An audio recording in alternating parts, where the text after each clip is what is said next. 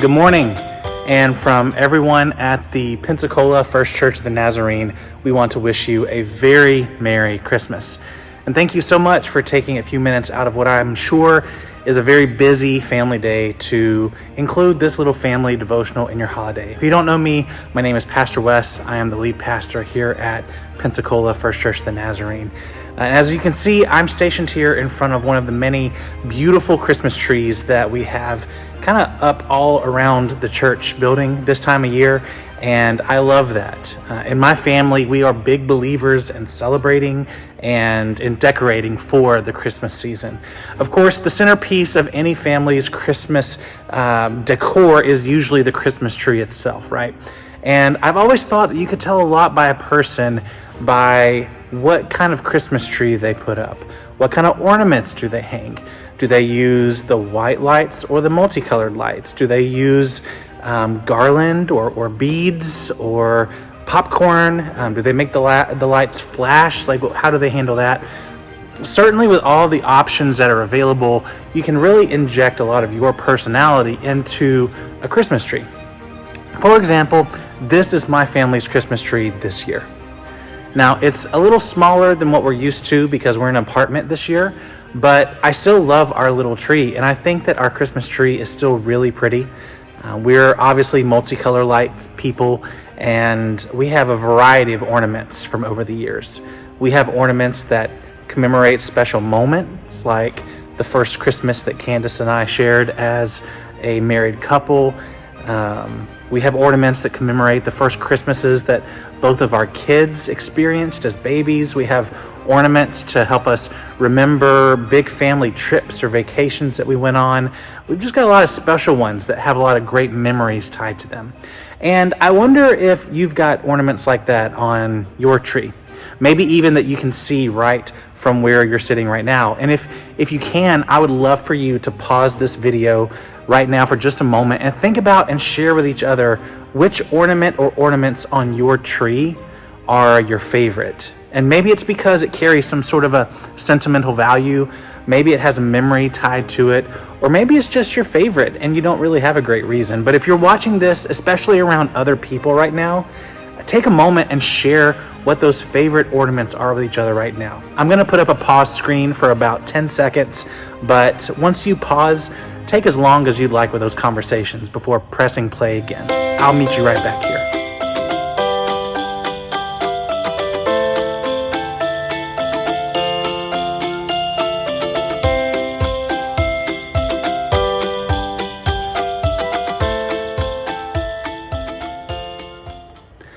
Welcome back. I hope that you were able to share some of those ornaments and memories with each other.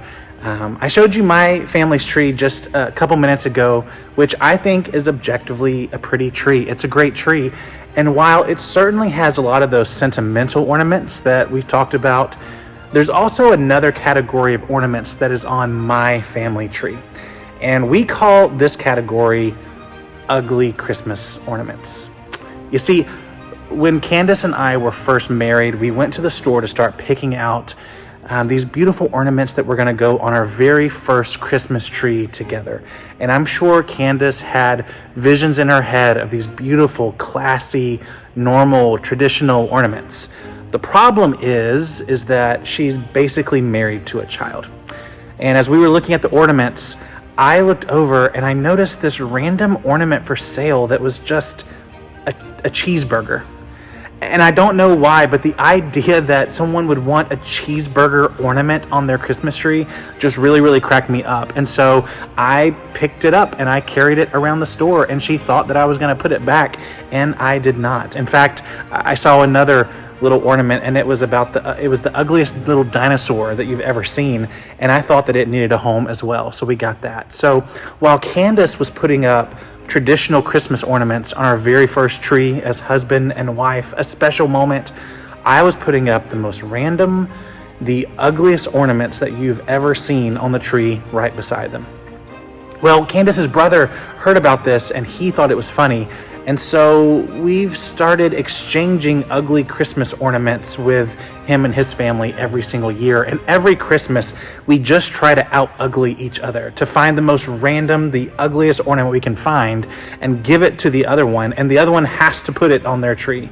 And I have to tell you, it's been 20 years of this now. And so you can imagine that 20 years of this, the ugly ornaments are kind of starting to take over the tree. But you can only really tell if you take a close look. In fact, when I showed you our tree earlier, you probably didn't notice them. But here's a few examples just to prove that I'm telling you the truth. Obviously, we've got the cheeseburger that started it all, still hanging proudly on our tree. There's this guy.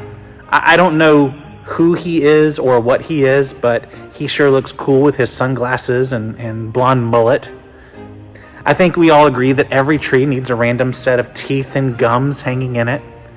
Likewise, no tree is complete without a glittery, multicolored bull. There's a karate rhinoceros for obvious reasons. I'm not even sure what this particular thing is. It was given to us and it hangs proudly on our tree now. And one of my personal favorites is a cowboy armadillo eating a can of beans. The point is, our tree is full of these ugly random ornaments, and they really are kind of taking over. But here's the thing, from a distance, you would never know that. When you look at the whole tree, even if you're sitting in the living room looking at it, it's just a beautiful tree. The ugly ornaments somehow don't ruin it. Somehow it's a part of what makes it ours. It's a part of what makes it whole, and as a whole, it's a pretty decorated Christmas tree. This morning, as families all over the world are celebrating Christmas, I wonder if there might be somebody watching this video right now who maybe feels a little bit like one of these other ornaments.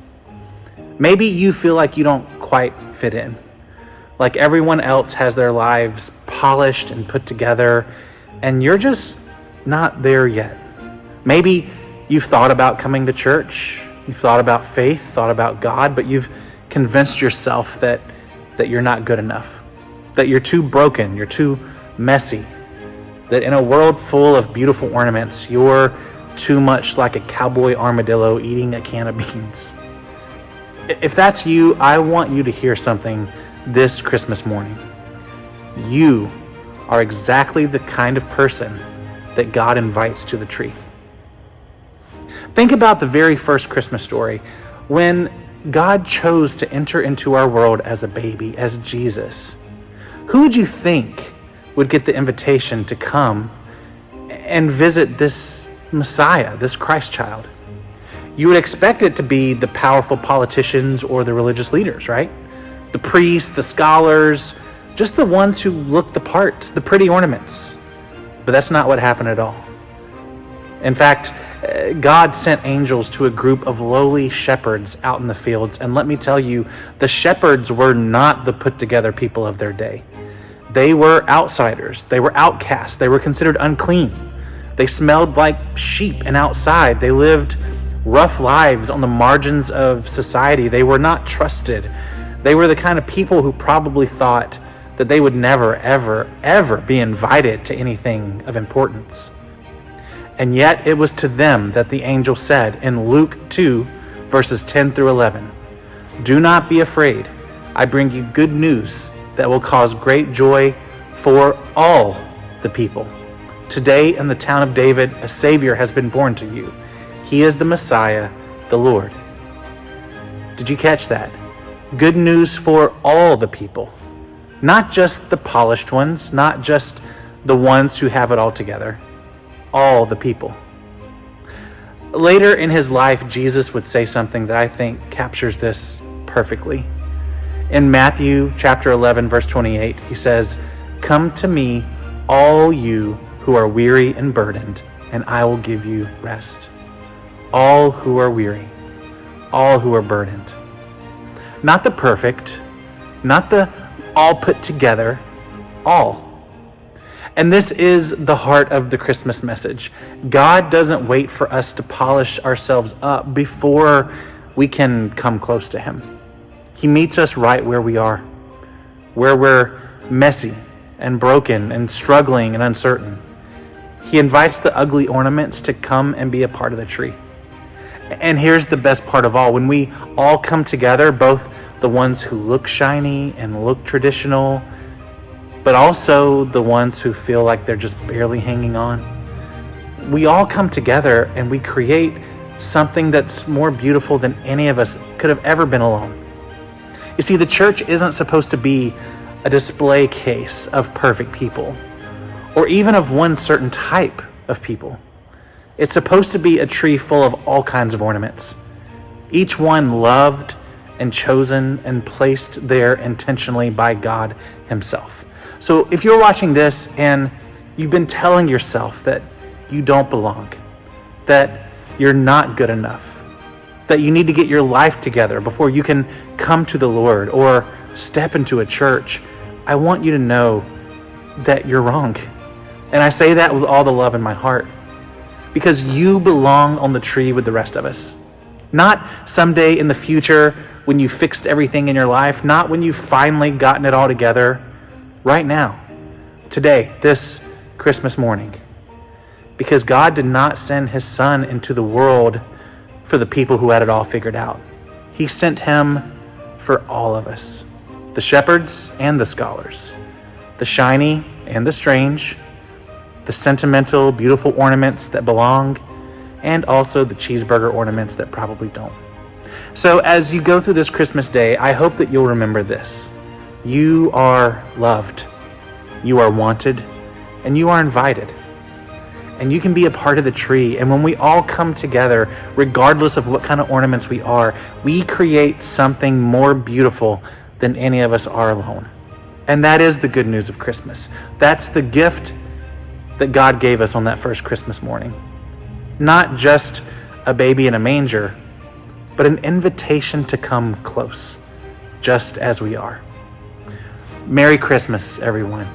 May you know today how deeply you are loved, how completely you belong, and how beautiful the tree is when you're a part of it.